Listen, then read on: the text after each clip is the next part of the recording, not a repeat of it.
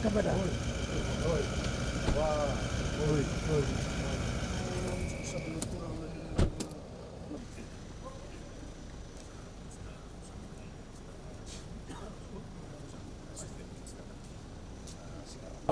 Then I say, Mr. we can know. You do such a manitabi. You do correctly on another matin too. Kung isuro sa may may chusa ka ng bumbog na sinisang po. May wato sa chuna lang ko na ako na giwata. Nabindili na waturang sa motor tapal. Den ko ska tal ko wasi sesa. Natya na ko ng turang na tukuba. Matin tule ko na kanang merkatu. Iya mo sa.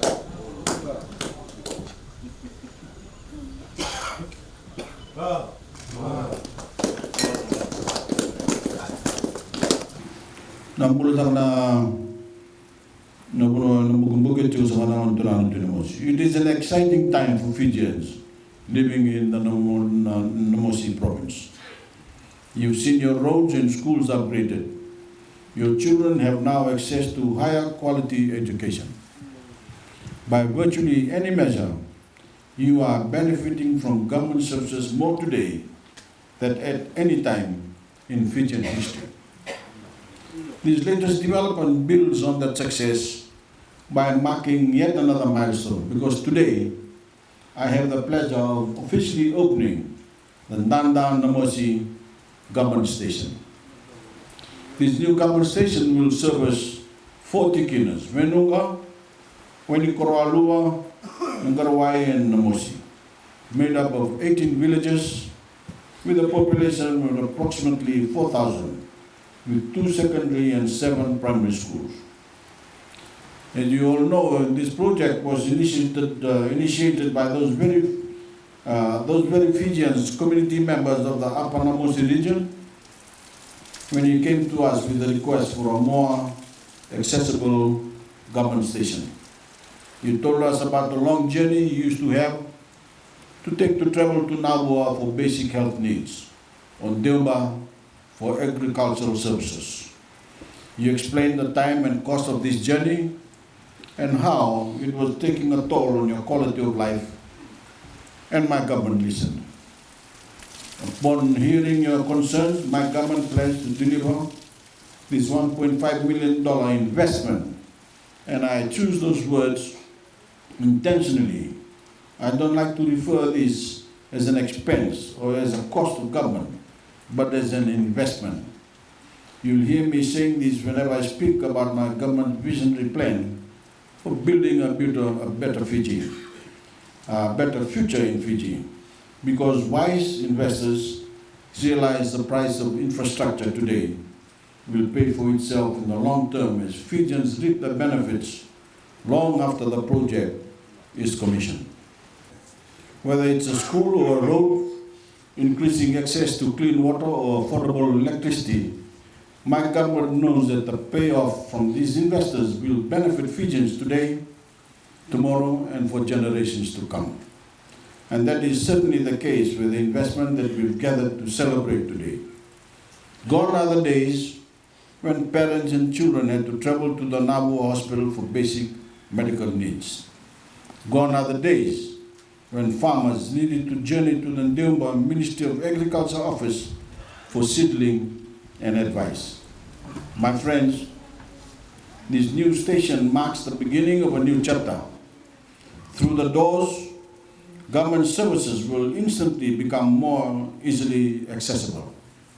We are saving you time and money, allowing you to spend those precious hours generating income and, most importantly, taking care of your family and your community. And I know that as a region where farming is central to your lives and livelihoods, that time is particularly precious. That's why I'm confident this facility will serve you well, and the benefits that the Ministry of Agriculture can be provided with unprecedented ease. Through the new on-the-ground presence of the Ministry of Agriculture's field staff, farmers in the Upper Namosi region will have far more frequent visits from the Ministry of Agriculture staff. The accessibility of agricultural technical advice and services will enhance the agriculture sector in the province, boosting production yields and allowing you to farm the right crops at the right time in the right way. All to your benefit of both your own income and Fiji's food security. And it's just not this office that will benefit your communities. In fact, I'm excited to say that this is just the beginning. We have big plans for other government offices and quarters to be constructed soon, including a Level B Health Center, Namosi Provincial Council and the Ministry of Forests branch, allowing the new government station's officers to come directly to you for an even wider range of services. But as you know, my government commitment to delivering tangible progress to Fijians is not only limited to Namosi. Far and wide, we are replicating these success stories all throughout Fiji. On my recent visit to the Northern Division, we commissioned millions of dollars in new infrastructure projects designed to ensure that the opportunities before ordinary Fijians are as vibrant and rich as anywhere else in the country. And later this week, I plan to take the overnight boat to Koro Island to open yet another milestone roading projects, and again on Thursday around the Singatoka area. I think it's clear that our actions speak louder than words. But let me say it anyway. As Fijians have the right to live a healthy and productive lives, it is my government's sacred commitment to make that happen for each and every one of our fellow citizens, no matter where in our highlands they call home.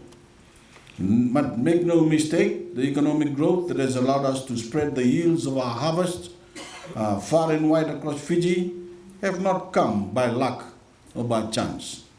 The path to success has been carefully charted throughout my service to the Fijian people as Prime Minister, and it has been based on the fundamental recognition that a prosperous economy can only be built on the merit of our people. There are no shortcuts to national progress. You need talented, dedicated people in the right positions. You need the best doctors caring for our sick and injured. You need the best teachers educating and uplifting our students. You need the best board members and executives managing our industries, growing our provident fund, and building strong businesses. I challenge all of us to look at our fellow Fijians not through the lens of their ethnicity or upbringing, but through a lens of their skill, their passion, and their potential. And I challenge you to look at yourself with that same perspective and never think I'm too young for that job or I come from the wrong background to hold that position. See yourself like this government sees you and like I see you, rooted in equality and reaching for greatness. For young Fijians especially, I want each of you to know that your government wants to make leaders out of each and every one of you. It's not about who you know. It's not about what province you come from. It's not about your ethnicity or who your parents may be. There is no position beyond your grasp. There is no path you cannot follow. In fact, you're each fully capable of blazing new paths on your own. I won't get in your way, just the opposite. My government will be there to support you every step of the way. God has given us Fijians a challenge. He put us on more than 100 islands scattered throughout the Pacific Ocean, and then gave us the opportunity to form a nation. But our Creator didn't give us any burden that He thought we could not overcome. While there are great physical distances that separate us, we can never use geography as an excuse for inaction, for lack of services, or for low expectations and economic prospects. That is unacceptable in any country that calls itself a democracy. The fact is that geography is just another challenge for us to conquer. And we Fijians are good at conquering challenges against any odds. With those few words, it is my great pleasure to declare the Dada Namosi Government Station officially open. Now,